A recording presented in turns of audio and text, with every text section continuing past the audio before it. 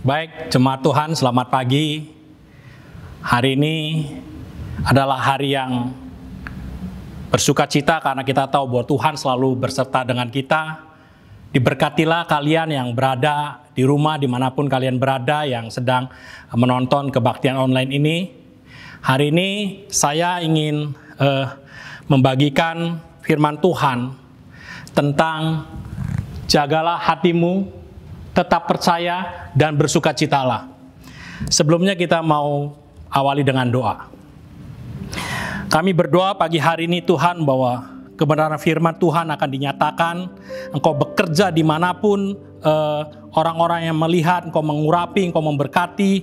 Berilah telinga yang mendengar. Kami percaya firman yang akan dibagikan boleh menjadi kekuatan, boleh menjadi rema, boleh menjadi penghiburan, boleh menjadi suatu sukacita bagi kami semua karena firman-Mu ya dan amin, firman-Mu hidup dan kekal. Terima kasih Tuhan, bekerja pada pagi hari ini kami menyerahkan waktu ini di dalam tangan kemurahan kasih Kristus. Di dalam nama Yesus kami berdoa. Amin. Baik, saudara, pagi hari ini saya ingin membagikan tentang jagalah hati, tetap percaya dan bersukacitalah. Dan kita mengetahui bahwa keadaan-keadaan seperti ini, ya, saudara mengalami bahwa masa-masa seperti ini adalah masa-masa yang sulit.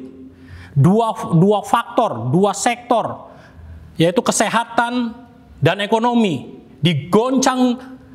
digoncangkan, ya, diputarbalikkan. Semuanya menjadi tidak punya masa depan kelihatannya. Ya, negara-negara tidak ada yang memprediksi pertumbuhan ekonominya positif. Bahkan Indonesia, Pak Jokowi beberapa waktu yang lalu, ya, dia bercerita betapa ngerinya dia melihat kondisi seperti ini. Nah, bagaimana sikap kita sebagai anak-anak Tuhan? Apakah kita tetap optimis? Apakah kita tetap berharap? Apakah kita tetap percaya bahwa Tuhan mampu melakukan segala sesuatu? Dan hari ini kita percaya bahwa kita punya Tuhan yang besar. Kita punya Tuhan yang memberi optimis. Kita punya Tuhan yang luar biasa. Dan kita harus selalu percaya kepadanya. Baik, hari ini kita akan buka di Amsal 4 ayat 23. Jagalah hatimu dengan segala kewaspadaan, karena dari situlah terpancar kehidupan. Saudara tahu bahwa ayat ini adalah ayat di mana begitu luar biasa, bicara tentang hati, bicara tentang jaga hati, bicara tentang kewaspadaan, bicara tentang kehidupan. Dan kita mau percaya bahwa pada pagi hari ini kita akan bahas satu persatu. Nah, saudara, kalau kita melihat dari kata-katanya jagalah. Nah, jagalah itu dari bahasa aslinya itu nasar. Ya, nasar dari bahasa Ibrani-nya. Itu mengandung suatu pengertian bahwa kita itu yang punya tanggung jawab. Kita itu yang punya menjadi security-nya. Buat menjaga itu adalah bahwa kita itu menjaga sungguh-sungguh, memperhatikan sungguh-sungguh, melindungi sungguh-sungguh. Kita itu satpamnya. Kita itu satpamnya yang benar-benar kita selalu berharap, Tuhan jagalah hati saya, Tuhan jagalah hati saya. Bukan, tapi kita yang menjaga hati kita. Itu asal dari katanya nasar seperti itu. Yang kedua adalah bagaimana nasar itu berarti terbiasa, berulang-ulang untuk mengecek hati kita, untuk melihat, menganalisis, menintrospeksi hati kita. Apakah ada sesuatu yang merubah? Apakah ada sesuatu yang menodai? Nah, itu membuat kita introspeksi, menganalisis. Nah, itu arti kata menjaga. Yang kedua, hati. Hati itu bicara leb. Ya, dalam bahasa Ibrani-nya. Itu bicara tentang perasaan, bicara tentang kehendak, bicara tentang cara berpikir. Nah, ini menjadi satu kesatuan, 3 in 1. Ya, bagaimana perasaan, kehendak dan cara berpikir itu menjadi satu. Dan itulah arti daripada hati di dalam Amsal 4 ayat 23 ini. Nah, waktu ini kita jaga betul-betul dengan segala kewaspadaan. Dari situlah terpancar kehidupan, terpancar kekuatan. Yesus mengatakan bahwa akulah jalan kebenaran dan hidup. Jadi waktu kita menjaga hati kita betul-betul, waktu kita menjaga dengan waspada, maka kita memancarkan kehidupan, memancarkan Kristus. Semuanya harus dijaga dan dikendalikan, saudara. Nah, menjaga hati dalam hal apa? Menjaga hati dalam hal tetap percaya kepada Tuhan. Bukan sesuatu yang mudah. Di zaman seperti ini, keadaan-keadaan seperti ini, bukan suatu hal yang mudah untuk menjaga hati kita, untuk tetap percaya kepada Tuhan. Betul tidak yang menonton di sini? Betul ya? Susah. Bagaimana kita tetap percaya kepada janji-janji Tuhan? Bagaimana kita tetap percaya dengan Tuhan yang selalu memegang kendali hidup kita? Itu bukan suatu hal yang mudah dalam kehidupan kita. Ya, Mazmur 121 ayat 1 sampai 4 mengatakan, aku melayangkan mataku ke gunung-gunung. Dari manakah datangnya pertolongan? Pertolonganku datangnya dari Tuhan yang menciptakan langit dan bumi. Dia tidak akan membiarkan kaki kita goyah. Dia Tuhan yang menjadi penjaga yang tidak membiarkan kaki kita goyah, dan Dia tidak pernah terlelap. Kita harus percaya kepada Dia. Kita punya Tuhan yang hebat, Tuhan yang luar biasa. Mazmur 46 ayat 1 mengatakan, Allah itu bagi kita tempat perlindungan dan kekuatan, sebagai penolong dalam kesesakan sangat terbukti. Jadi apalagi? Kita punya Tuhan yang luar biasa, yang memegang janji-janjinya. Bagi Dia, iya dan amin setiap janji-janjinya. Kenapa kita tidak percaya? Hati kita goncang, tidak terjaga. Wah, ekonomi gimana? Ekonomi hancur. Pengangguran di mana-mana, krisis moneter di mana-mana, faktor kesehatan banyak yang terjangkit akibat virus COVID-19.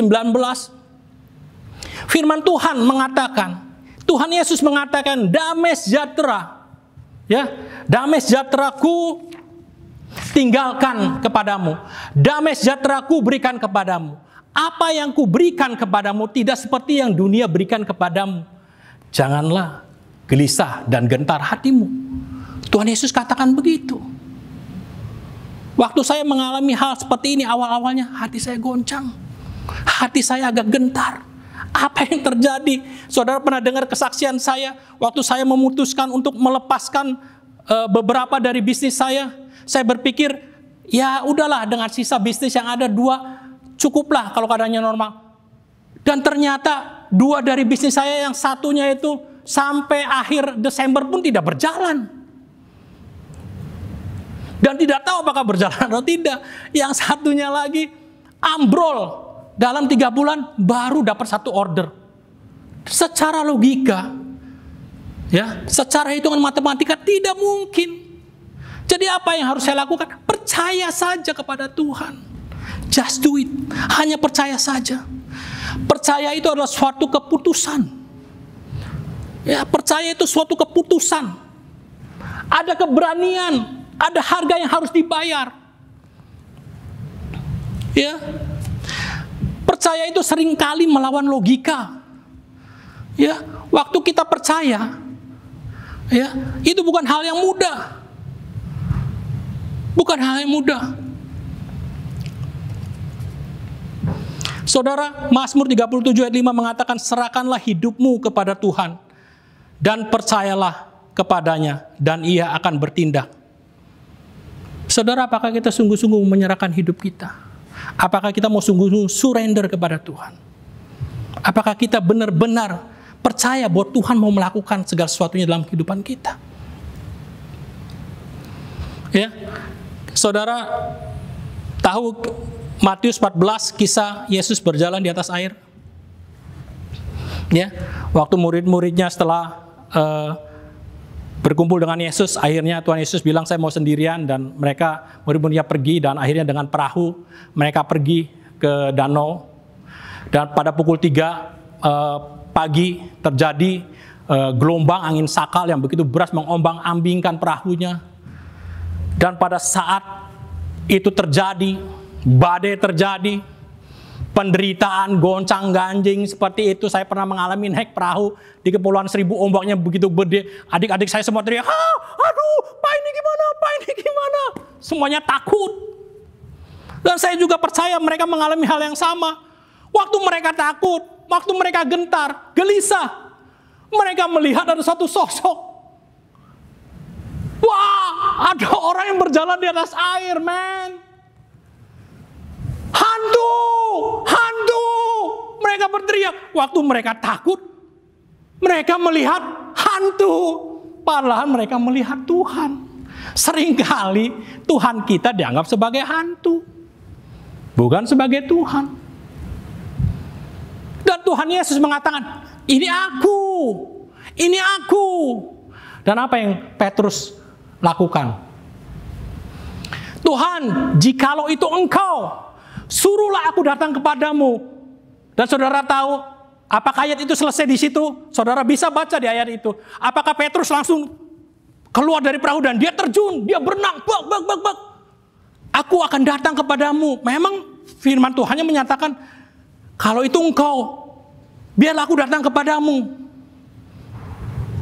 Saudara nelayan semua punya kemampuan untuk berenang. Saya belum pernah mendengar ya, kalau nelayan itu tidak bisa berenang. Saya nggak tahu itu nelayan ya jadi-jadian ya. Apa yang Petrus katakan? Tuhan, jikalau itu Engkau, biarlah aku datang kepadamu dan berjalan di atas air.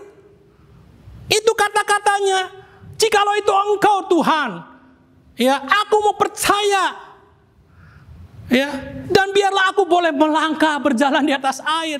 Men, di zaman sekarang sampai dari saya lahir, ya sampai mati saya belum sampai mati, saya belum mati saudara, ya mati di dalam dosa ya. Saya belum pernah melihat orang berjalan di atas air. Ada nggak saudara pernah melihat orang berjalan di atas air? Tidak ada. Itu melawan logika. Itu melawan apa ya, hukum alam. Nggak ada saudara kalau berjalan di atas air, itu pasti tenggelam. Tapi Petrus mengatakan, jikalau Engkau itu Tuhan, biarlah aku menghampiri Engkau dan aku berjalan di atas air. Itu yang Petrus katakan. Dan murid-muridnya tidak mengatakan, Tuhan, jikalau itu Engkau datang kemari, datang ke perahu kami. Dan mereka diam. Mujizat itu terjadi waktu kita percaya dan kita melangkah keluar, berjalan. Itu percaya. Percaya itu bukan sekedar pernyataan. Percaya itu adalah bagaimana kita melangkah. Waktu kita berpikir, waktu kita merasakan kehendak kita, waktu kita merasakan perasaan kita, menjadi satu bagian yang namanya hati. Dan kita percaya kepada Tuhan, melangkah, mujizat akan terjadi. Jadi kalau keadaan begini, pertanyaan saya simpel. Saudara perlu Tuhan, tetap percaya kepada Tuhan, atau saudara perlu uang? Iya kan? Saudara, di zaman seperti ini, kalau ada Tuhan Yesus dan di sini ada banyak gepokan uang, saudara perlu mana? Jujurlah katakan kepada saya, ya. Kita perlu uang, ya. Kita perlu uang untuk melakukan sesuatu, untuk pergi makan, untuk membeli makanan, untuk kehidupan kita. Uang itu diciptakan sebagai alat transaksi. Tapi kita harus lebih perlu kepada Tuhan. Kenapa? Yang menciptakan uang siapa? Manusia.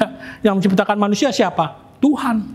Jadi Tuhan itu levelnya sudah berkali-kali di atas uang. Tapi kenapa banyak orang ya tergoda hidupnya dan dia lebih perlu uang daripada Tuhan? Banyak orang yang jatuh. Salahnya bukan di uangnya, bukan. Salahnya bukan di uangnya. Uangnya itu sangat berguna. kerajaan Allah diperluas itu dengan pergi misionaris, pergi apa, itu perlu uang. Saudara naik kapal perlu uang buat beli tiketnya, ya. Saudara naik damri perlu uang buat beli tiketnya, buat bayar, ya. Tapi orang udah salah kaprah. Nah, itu programnya yang terjadi, salah kaprah. Uangnya nggak salah, tapi uangnya itu dijadikan suatu ilah, suatu berhala. Padahal uang itu menjadi sangat berguna. Saudara, saya ingin kasih satu rahasia tentang uang. Dengar nggak? Kedengeran nggak? Rahasianya adalah uang itu ada di mana-mana. Saudara dengar? Uang itu ada di mana-mana. Masalahnya, dia belum masuk dompet kita. Haleluya. Itu rahasia besar yang banyak orang tidak tahu. Ya, saudara dengar tadi saya ngomong, karena ini rahasia besar, jadi saya ngomongnya pelan-pelan biar saudara tahu gitu. Ya. Uang itu ada di mana-mana. Tapi masalahnya dia belum masuk dompet kita. Haleluya. Haleluya. Saudara, waktu saya mengalami krisis seperti ini, ya, bisnis saya ambiar, orang bilang amsyong, ya, pengeluaran sama pemasukan sudah defisitnya terlalu besar. Bahkan ya seperti saya ceritakan ya, istri saya bilang, kok boleh nggak uangnya dikasihin ke gereja ya untuk bantu beliin sembako. Uang dari mana? Saya bilang, ya jual aja emas saya, dan istri saya merelakan menjual emasnya untuk ya berbagi. Ya, terima kasih juga kepada saudara-saudara lain yang sudah berbagi untuk memberikan atau membelikan sembako, dan itu memenuhi kebutuhan jemaat. Gereja harus menjadi jalan keluar. Gereja harus menjadi jawaban. Gereja harus menjadi solusi bagi jemaatnya. Yang pertama, yang kedua bagi sesama kita yang lain. Lanjut. Jadi saya bingung. Saya tinggal punya cadangan lah. Itu pun kalau keperluannya udah sangat mendesak baru saya keluarkan. Saudara, saya tidak berpikir itu kejadiannya kan awal April waktu saya menjual emas itu. Pertama, sembako itu ada ya. Dan uang itu cukup untuk 3 bulan.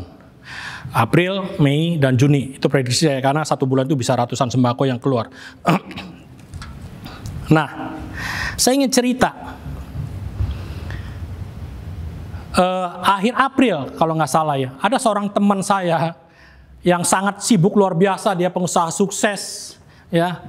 Dia, ya kalau saya telepon kadang nggak diangkat karena kesibukan dia. Tapi lucunya dalam minggu-minggu itu dia sering telepon saya, ya. Dia sering bercerita kepada saya, dan dia menawarkan, ya, untuk saya membeli satu aset yang namanya saham. Dan saya tidak suka main saham, dari dulu saya tidak suka main saham, karena pengertian saya saham itu nggak benar, saham itu tidak baik. Ya, berkali-kali dia telepon saya, saya bilang kenapa ini ya? Ya, saya bilang aman nggak? Aman katanya. Beli sahamnya jangan saham gorengan, jangan sahamnya ecek-ecek katanya. Sahamnya yang kalau perusahaannya tutup Indonesia bangkrut katanya. Yang benar, iya. Katanya meyakinkan saya maju mundur karena saya nggak punya, ya ada uang ya di cadangan ya, saya orang yang sangat kaya sekali ya. Indonesia itu kan cadangannya paling banyak juga, ribuan triliun loh cadangannya. Jangan pikir Indonesia nggak ada uangnya, saya juga banyak ya, triliunan. Kan saya udah bilang tadi, uang ada di mana-mana. Ya, itu yang terjadi. Akhirnya pertengahan Mei, ya mungkin telepon udah 10 kali lebih lah. Mungkin dia juga, ayo gimana kamu, ayo ini cepet. Ini kesempatan yang tidak akan terulang ya. Selama 10 tahun, 20 tahun gak mungkin akan terulang. Jarang momen seperti ini. Nah, saya diskusi dengan istri saya. Akhirnya saya mengambil cadangan devisa saya. Saya mengambil setengahnya karena saya tidak akan menghabiskannya. Saya jual itu cadangan devisa saya. Saya belikan saham. Saya ingat tanggalnya 18 dan 19 Mei.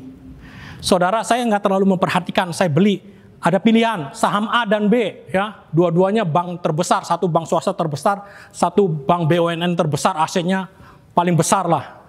Jadi saya pilih bank BUMN yang terbesar itu. Saya masukkan, saya dibelikan karena saya tidak punya aplikasinya ya, jadi saya titip kepada teman saya ini. Dan saudara, waktu saya perhatikan beberapa waktu kemudian, ya saya juga mulai belajar, saya melihat ya, ternyata waktu tanggal 18-19 itu adalah saham yang paling murah. Ya, harga sahamnya paling murah. Dan apa yang terjadi, saudara? Beberapa waktu kemudian, mungkin 2-3 minggu kemudian, saham yang saya beli ya menghasilkan keuntungan 30% daripada apa yang saya investkan. Dan itu melebihi apa yang saya sudah beri. Ya, emas yang dijual udah plus bunga-bunganya luar biasa. Uang ada di mana-mana. Tapi Tuhan yang melakukan itu semua, bukan saya. Bagian saya dan istri saya, bagaimana hati saya tetap percaya kepada Tuhan. Ya, meskipun tidak tahu ke depannya seperti apa, itu tidak mudah. Awal Juni, istri saya bilang, karena itu kan beresnya sampai Juni ya, maksudnya uang yang jual emas itu. Istri saya bilang, kok apakah bisa dilanjutkan itu? Kita kasih uang buat pembelian sembako. Ya kita kasih uang ke gereja, sekali lagi itu gereja ya, uang gereja, karena saya kasihin ke gereja. Dan itu gereja belikan untuk sembako, karena saya udah minta kepada tim penggembalaan, uang yang saya kasih khusus dibelikan buat sembako. Dan tim penggembalaan menyetujuinya. Waktu istri saya bilang, kok bisa nggak diterusin bulan Juli beli buat sembakonya? Nah waktu itu saya belum menghitung ya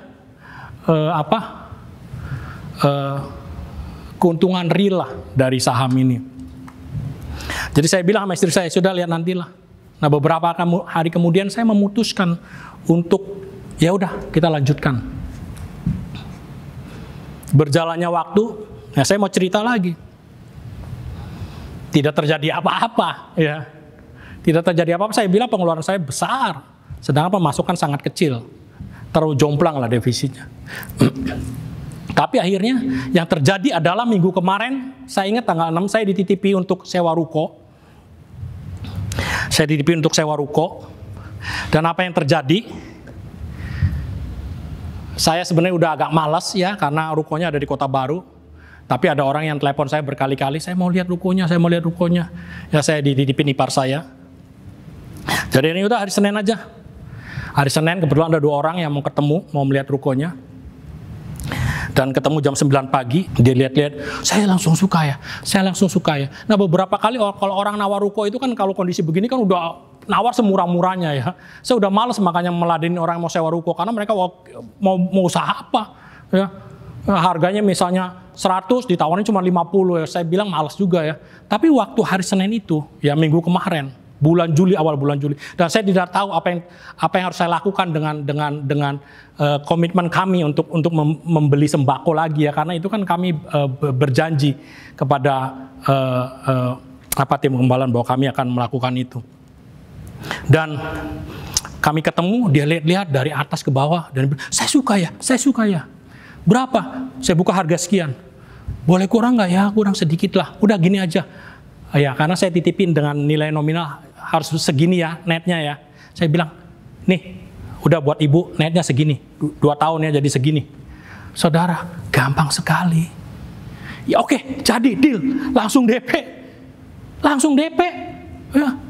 Dan lucunya pagi-pagi sebelum saya ketemuan itu, yang punya rukonya itu telepon saya, besok saya mau ke Bandung ya. Katanya, saya mau ada perlu katanya. Oh ya, tapi saya tidak tahu karena belum terjadi deal transaksi ruko. Dan saya cukup senang. Saya sangat senang. Ya, deal. Akhirnya saya mendapatkan komisi, dilebihin komisinya lagi. Istri saya mendapatkan nilai yang sama seperti komisi saya yang dilebihin. Wah, istri saya nggak kerja apa-apa dapat komisinya lagi, double komisi. Uang itu ada di mana-mana.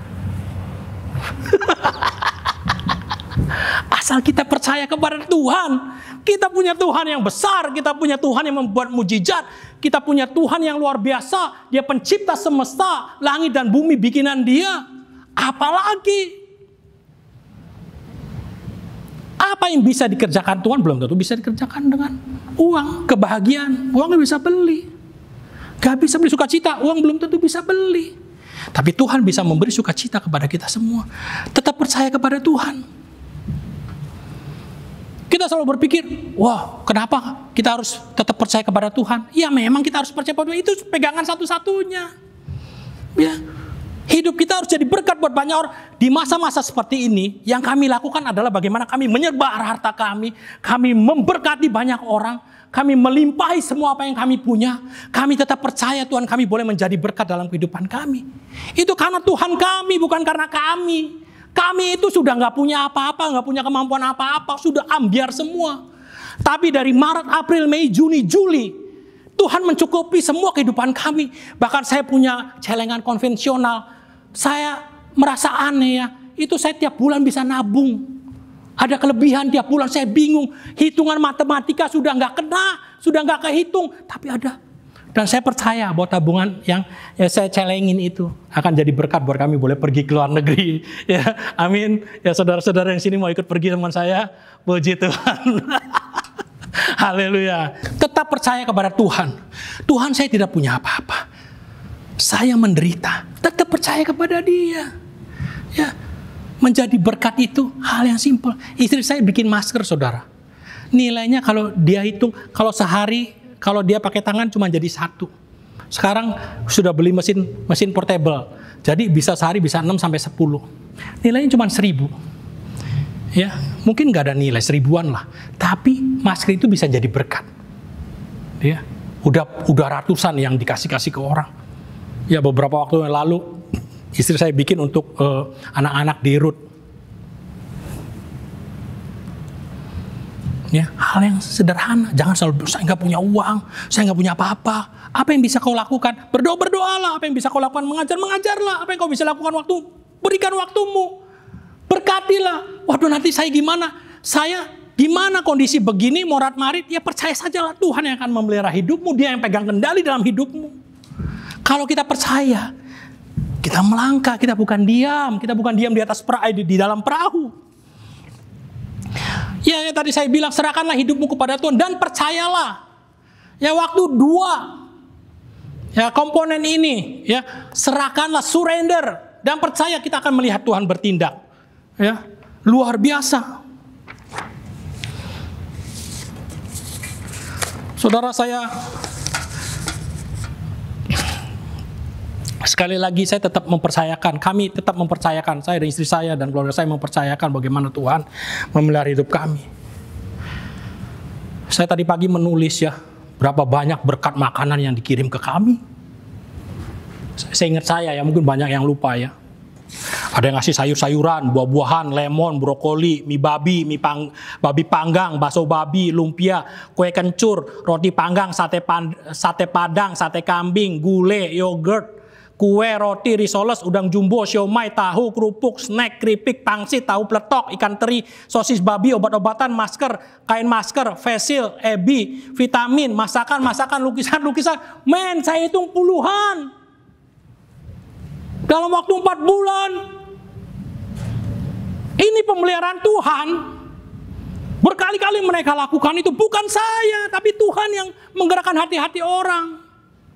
Hati orang-orang. Ya. Orang dari Bandung Selatan. Ya, orang gereja juga.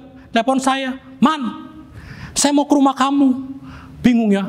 Selama saya punya rumah di yang saya tinggalin, gak pernah orang ini datang. Dia telepon saya.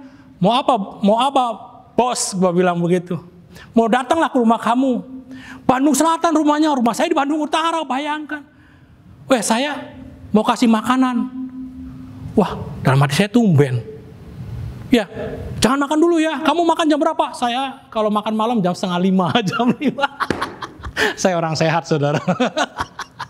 Ya. Dia kirim, saudara. Ya, 50 tusuk sate kambing dan 2 porsi gulai. Ya, itu kelebihan kebanyakan buat kami kasih ke tetangga. Ya, yang menjadi tetangga saya bersyukur banget. Banyak mendapat kelimpahan dari kami. Ya, kami saling memberilah, meskipun kami memberi jauh lebih banyak. Sorry ya Cia, sorry buat Christine dan Denny. Ya, mereka juga memberi, saling berbagi lah. Oke, bercanda, yang tadi bercanda ya. Hidup bertetangga harus saling memberi. Ya meskipun saya lebih banyak memberi.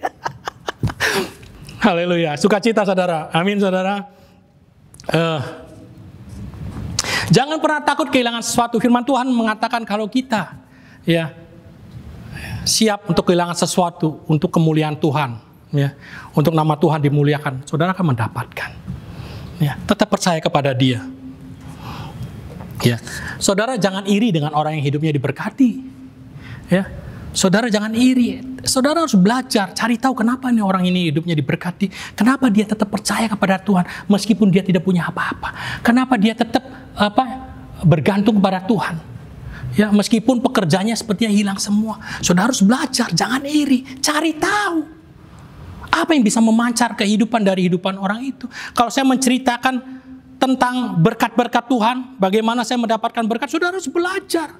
Itu bukan karena saya, Tuhan yang memberkati saya. Tuhan yang berkuasa atas hidup saya.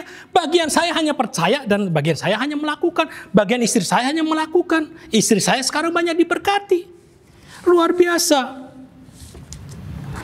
Ya. Kenapa kita khawatir? Karena kita nggak percaya sama Tuhan. Kenapa kita gelisah? Karena kita nggak percaya sama Tuhan. Ya. Yang kedua, bagaimana kita menjaga hati untuk tetap punya pengharapan. Ya. Mazmur 130 ayat 3 mengatakan, berharaplah kepada Tuhan, hai Israel, dari sekarang sampai selama-lamanya. Roma 5 ayat 5, dan pengharapan tidak mengecewakan. Pengharapan kepada Tuhan tidak pernah mengecewakan. Berharap kepada orang bisa mengecewakan. Percaya berlebihan kepada orang bisa mengecewakan. Pengharapan kepada Tuhan tidak pernah mengecewakan. Roma 15 ayat 13 mengatakan, semoga Allah, sumber pengharapan, memenuhi kamu dengan segala sukacita dan damai sejahtera dalam iman kamu, supaya oleh kekuatan Roh Kudus kamu berlimpah-limpah dalam pengharapan. Saudara, masa-masa seperti ini kita harus menjaga hati kita untuk tetap memiliki pengharapan kepada Tuhan, bahwa masanya akan lewat. Masanya akan lewat. Akan lewat, saudara. Ini musim Covid ini akan lewat. Saya umur 49 tahun baru kejadian begini. Akan lewat, pasti akan lewat. Tetap berharap yang terbaik akan Tuhan kerjakan dalam kehidupan kita. Saudara, saya akan cerita tentang kisah seekor burung Raja Wali. Ya, Tuhan mengibaratkan dirinya Raja Wali. Kita anak-anak Raja Wali, kita Raja Wali yang hebat. Kita bukan cacing-cacing, ya. Kita itu King of Bird. Ya, King of Bird, bukan King of Worm. Saya nggak suka disebut cacing. Saya itu Raja Wali. Kalian itu Raja Wali. Yang nonton itu Raja Wali Tuhan. Saudara, kita harus tetap punya pengharapan. Seekor Raja Wali itu usianya maksimal 70 tahun. Tapi waktu umur dia 40 tahun, dia bulu-bulunya semakin lebat, semakin berat. Paruhnya udah melengkung sampai ke dada, sudah mulai susah makan. Kuku-kukunya yang begitu tajam sudah melengkung juga, sudah tidak bisa mencekram lagi. Pilihannya cuma dua. Dia menunggu kematian, atau dia berharap dia mengalami transformasi. Dengan cara gimana? Dengan cara dia menepi dan dia berdiam diri di tebing-tebing yang tinggi dengan persediaan makanan yang ada. Mengalami masa penderitaan selama kurang lebih sampai 5-6 bulan. Dia punya pengharapan.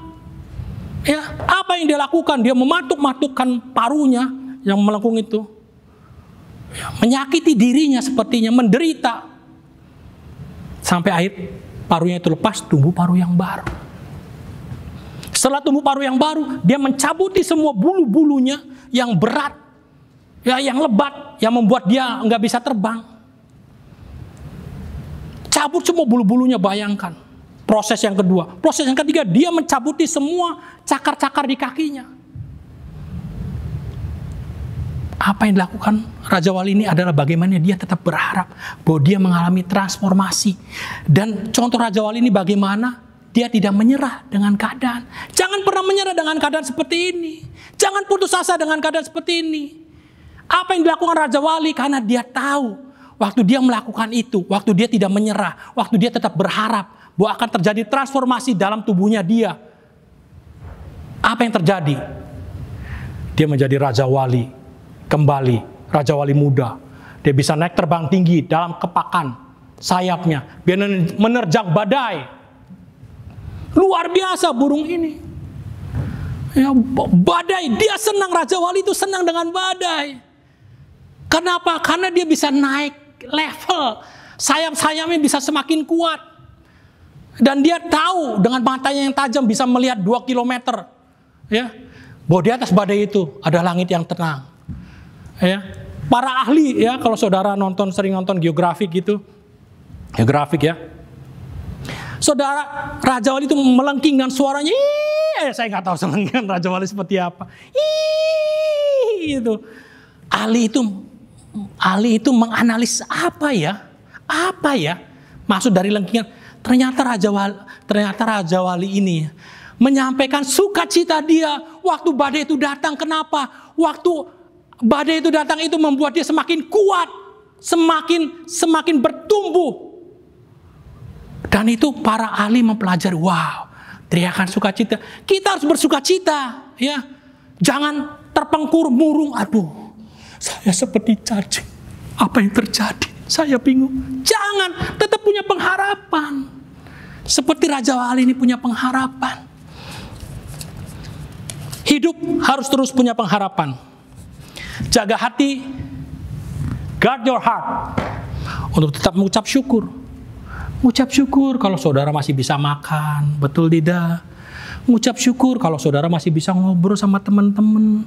Mengucap syukur kalau keadaan seperti ini membuat kita semakin dekat dengan Tuhan, dekat dengan keluarga.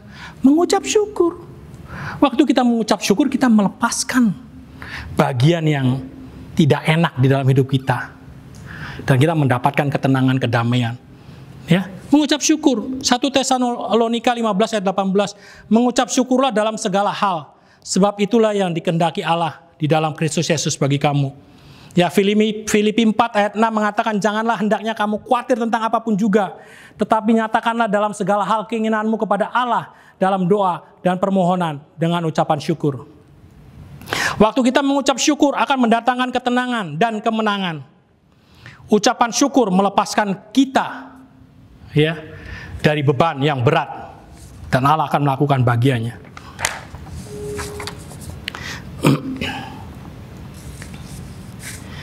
Yang keempat, yang terakhir, menjaga hati kita dengan apa? Bersukacitalah, yang tadi saya katakan.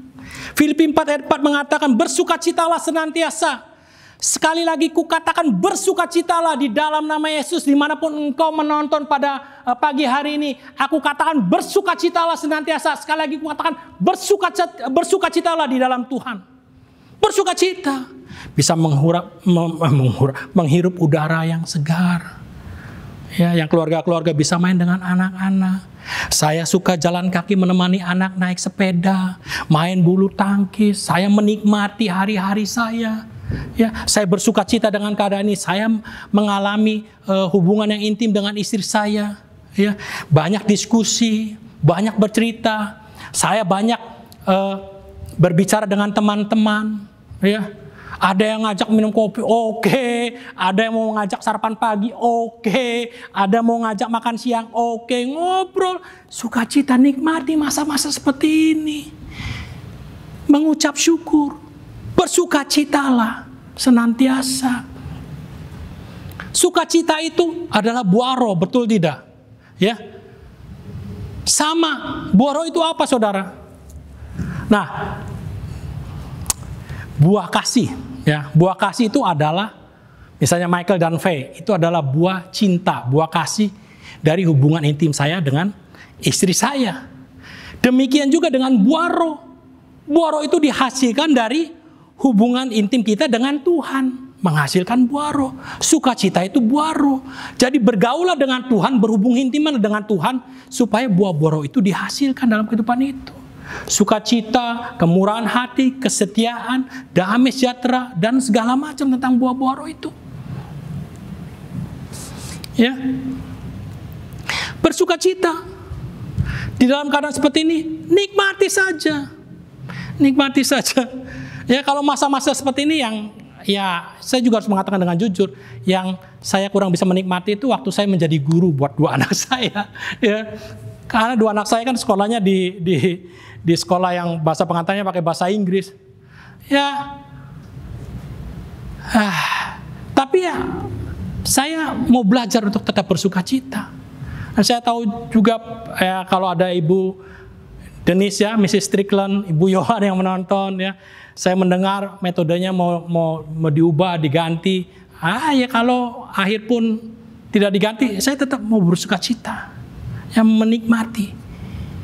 Itu yang harus kita lakukan di dalam Tuhan. Jagalah hati kita, jagalah hatimu, ya, benar-benar supaya tidak ada hal-hal yang jelek yang masuk dalam kehidupan kita. Menjaga hati kita tetap percaya, menjaga hati kita tetap punya pengharapan, menjaga hati kita tetap mengucap syukur, menjaga hati kita tetap bersukacita. Itulah. Dan waktu itu terjadi, mujizat akan datang, berkat akan menghampiri. Ya, saya selalu pegang janji Tuhan. Saya belajar untuk terus pegang janji Tuhan meskipun kadang goyah, ya, kadang ya gentar. Tapi saya terus untuk belajar, untuk tetap percaya kepada Dia, untuk terus punya pengharapan kepada Tuhan, untuk terus percaya kepada Dia, mengucap syukur, bersukacita. Janji-janji Tuhan ya dan amin. Saya klaim semua janji Tuhan. Tuhan adalah pertolonganku, Tuhan adalah kekuatanku, Tuhan adalah perlindunganku, Tuhan adalah penghiburanku. Di dalam naungan kepak-Sayap-Mu aku berlindung. Tuhanlah pertolonganku, Tuhanlah sumber berkatku. Katakan itu dalam hidup kita, hal-hal yang positif, hal-hal yang optimis, jangan hal-hal yang pesimis. Ya, Yesaya 60 ayat 5 mengatakan, ketika ya mataku melihat, aku akan heran dan mukaku akan berseri-seri. Aku akan tercengang ya dan berbesar hati sebab kelimpahan dari seberang lautan akan dialihkan kepadamu ya, dan kekayaan bangsa-bangsa akan diberikan kepadamu. Haleluya. Perkatakan hal-hal yang positif dalam hidup kita. Pengakuan iman. Jangan gentar hadapi masa-masa seperti ini. Ya. Baik. Semoga firman Tuhan ini bisa menjadi berkat bagi kita semua. Ya, sebelum ditutup, saya ingin kita semua menyanyikan satu pujian. Ya, saudara bisa bernyanyi dengan saya kalau saudara tahu lagunya. Judulnya Hatiku Percaya. Haleluya Tuhan. Terima kasih Tuhan.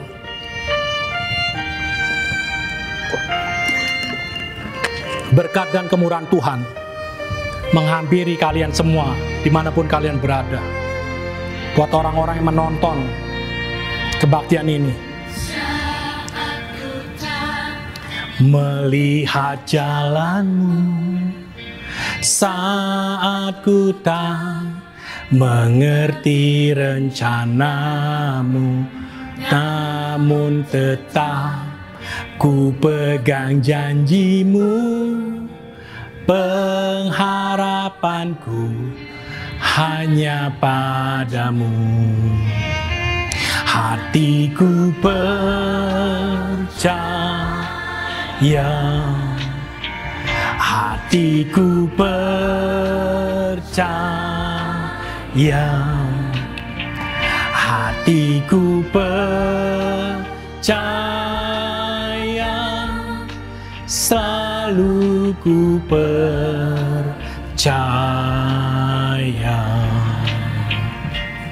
Haleluya. Berkat Tuhan mengalir atas kalian semua. Kemurahan Tuhan, hadirat Tuhan, dimanapun engkau berada pada pagi hari ini. Terimalah berkat daripada Tuhan. Haleluya Tuhan. Ku tak melihat jalanmu saat ku tak mengerti rencanamu, namun tetap ku pegang janjimu. Pengharapanku hanya padamu. Hatiku percaya, hatiku percaya. Nyanyikan itu saudara. Hatiku percaya,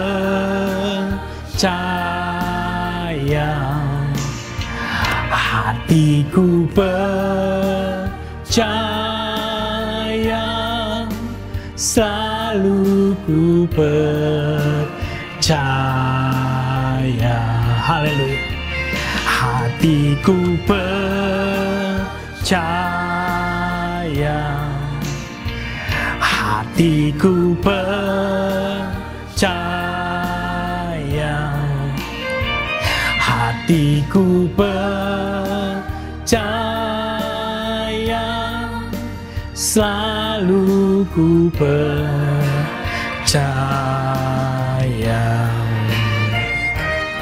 Haleluya Tuhan.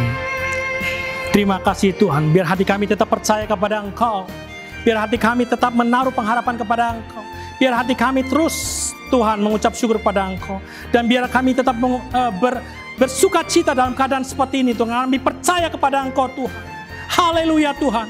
Terima kasih Tuhan. Yes, hatiku percaya. Amin Tuhan.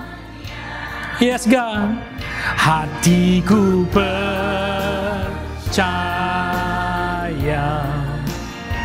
hatiku percaya,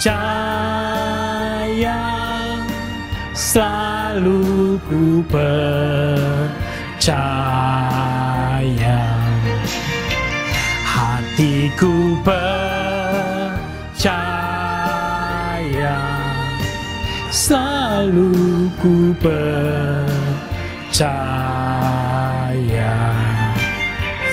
Yes.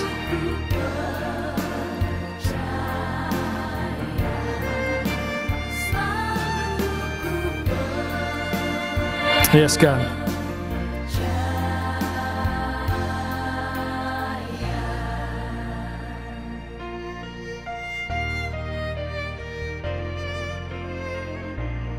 Amin Tuhan. Terima kasih untuk pagi hari ini. Biar firman Tuhan yang dibagikan itu boleh menjadi kekuatan penghiburan bagi kami semua. Di masa-masa seperti ini, biarlah hati kami terus percaya kepada Engkau. Biarlah hati kami tetap percaya kepada Engkau. Biarlah hati kami tetap percaya kepada Tuhan, pencipta langit dan bumi. Tuhan yang hebat, Tuhan yang luar biasa. Tuhan yang melakukan mujizat. Tuhan yang bisa mendatangkan berkat dan pertolongan tepat pada waktunya. Terima kasih Tuhan. Biarlah kami tetap menjadi orang-orang yang selalu punya pengharapan yang baik di dalam Engkau. Biarlah kami punya hati yang sungguh-sungguh bahwa masanya akan lewat, musimnya akan lewat, dan kami boleh menjadi orang-orang yang berubah, bertransformasi menjadi orang-orang yang tidak mudah menyerah, yang sungguh-sungguh terus berjuang di ladang-ladang yang Engkau Tuhan. Terima kasih, kami akan terus mengucap syukur dalam setiap keadaan kami, dan kami akan terus bersuka cita. Terima kasih Tuhan, biar ini boleh menjadi berkat buat banyak orang yang menonton. Di dalam nama Yesus kami berdoa. Amin. Tuhan Yesus berkati kalian semua. Amin.